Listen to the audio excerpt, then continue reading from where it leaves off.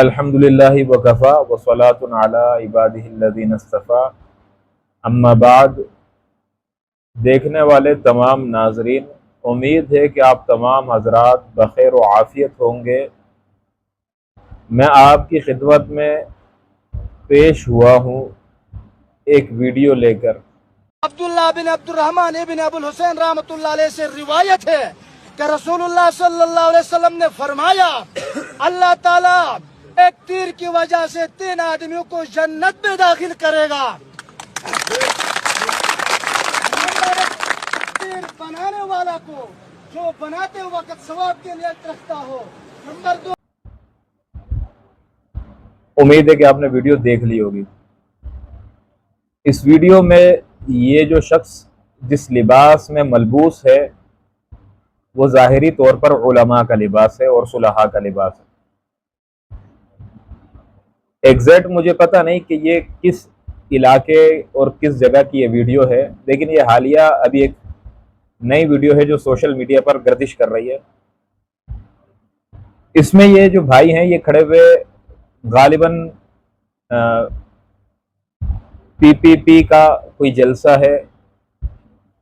اور اس میں یہ حدیث سنا رہے ہیں۔ تو مجھ سے بہت سارے ساتھیوں نے پرسنل کے اندر واٹس ایپ پر وغیرہ میسنجرز پر جو ہے نا یہ ویڈیو مجھے بھیجی، ارسال کی، اور مجھ سے پوچھا کہ دیکھو یہ مطلب عوام الناس وہ کہتے ہیں کہ دیکھو تمہارا مولوی کیا کہہ رہا ہے اور یہ کیا کہہ رہا ہے وغیرہ۔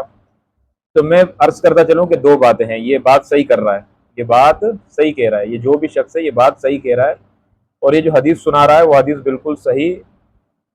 حدیث ہے۔ امام ترمذی نے اس کو صحیح کہا ہے، صحیح حدیث ہے، اور حدیث کے الفاظ بھی یہ ہیں۔ میں آپ کو سنا دیتا ہوں، میری لیپ ٹاپ کی اسکرین پر بھی موجود ہے، آپ کو شو ہو جائے گا اسکرین پر۔ حضرت عقبہ بن عامر رضی اللہ تعالیٰ عنہ سے روایت فرماتے ہیں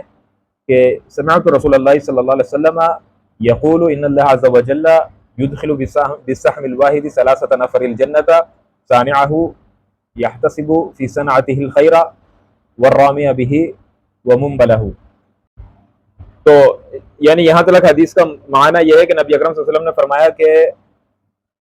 اللہ تبارک و تعالیٰ، بے شک اللہ تبارک و تعالیٰ 3 افراد کو ایک تیر کی وجہ سے جنت میں داخل کر دیں گے۔ تیر بنانے والا جو اس کے بنانے کے اندر خیر کی نیت کرتا ہو، شر کی نیت نہ کرتا ہو، خیر کی نیت کرتا ہو۔ اسی طرح تیر چلانے والا اور اس تیر چلانے والے کو تیر پکڑانے والا۔ اور پھر آگے نبی اکرم صلی اللہ علیہ وسلم نے اور بھی ارشاد فرمایا ورموا ورکبوا وان ترموا احب الی ان ترکبوا، کہ نبی اکرم صلی اللہ علیہ وسلم نے فرمایا کہ سواری بھی سیکھو، تیر چلانا بھی سیکھو، اور تیر چلانا میرے نزدیک سواری کرنے سے زیادہ بہتر ہے۔ پھر نبی اکرم صلی اللہ علیہ وسلم نے فرمایا کہ اس کے بعد ہر وہ چیز جس مشغلے کے ذریعے سے آدمی لطف اندوز ہوتا ہے، مطلب کھیل کود وغیرہ، وہ باطل ہے سوائے تیر چلانا، گھوڑ سواری اور اپنی اہلیہ وغیرہ کے ساتھ خوش طبعی کرنا، کیونکہ انہن حق کہ یہ جو ہے حق ہے، یہ باتیں حق، مطلب یہ حق کے قریب ہے، اللہ تبارک و تعالیٰ کو پسند ہے۔ اور اس کا معنی پھر محدثین نے کیا ہے۔ مقصود جو ہے مجھے یہ حدیث کا وہ ٹکڑا بیان کرنا تھا، تو دیکھیں یہ حدیث تو ہے، موجود ہے۔ اب سوال دوسرا آتا ہے کہ کیا یہ نبی اکرم صلی اللہ علیہ وسلم نے حدیث جو بیان کی ہے اسی معنی اور اسی مطلب میں بیان کی ہے کہ جس معنی اور مطلب میں یہ آدمی یہ شخص لے رہا ہے؟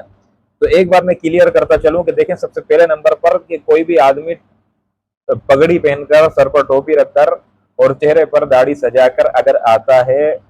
تو آپ لوگوں کو بھی تھوڑا تحمل کرنا چاہیے کہ ہر پگڑی داڑھی والا عالم نہیں ہوتا، ٹھیک ہے؟ اور وہ بندہ حدیث سنا رہا ہے، کوئی عربی کے الفاظ نہیں ہے، اردو میں سنا رہا ہے، یہ اس کی بددیانتی ہے کہ اس نے نبی اکرم صلی اللہ علیہ وسلم پر جھوٹ باندھا، نبی اکرم صلی اللہ علیہ وسلم کی مراد کیا تھی اور اس نے کہاں فٹ کر دی، یہ اس کی بددیانتی ہے۔ اور یہ نبی اکرم صلی اللہ علیہ وسلم کے قول کے مطابق کہ من کذب علی متعمدا فلیتبوأ مقعدہ من النار، کہ جو مجھ پر جان بوجھ کر جھوٹ کہے گا اس کو چاہیے کہ جہنم میں اپنا ٹھکانہ بنائے، یہ اس کے مترادف ہے۔ اور یہ آدمی جو ہے اس نے بہت ہی زیادہ جرت کی ہے رسول اللہ صلی اللہ علیہ وسلم کی حدیث کو اپنے باطل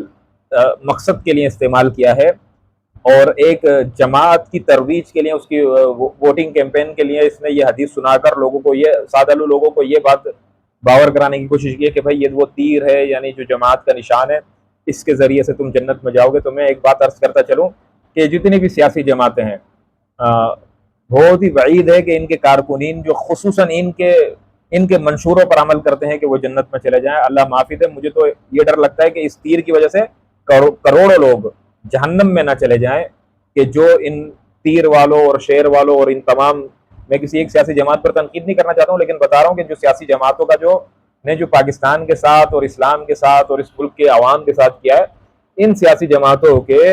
تو جتنے بھی کارکنین ہیں جو دل اور جان سے ان کو چاہتے ہیں اور ان کے پیچھے پڑے ہوئے، ان کا تو اللہ معافی دے پتہ نہیں کیا حشر ہوگا، لیکن یہ نہیں ہے کہ اس تیر کا جو ساتھ دے گا تو وہ جنت میں جائے گا۔ یہاں پر وہ تیر، اس تیر اندازی کی بات ہو رہی ہے کہ جو مجاہد میدان جہاد میں چلاتا ہے، اور اس کو بنانے والا بناتے وقت وہ جہاد کی نیت کرتا ہے، خیر کی نیت کرتا ہے،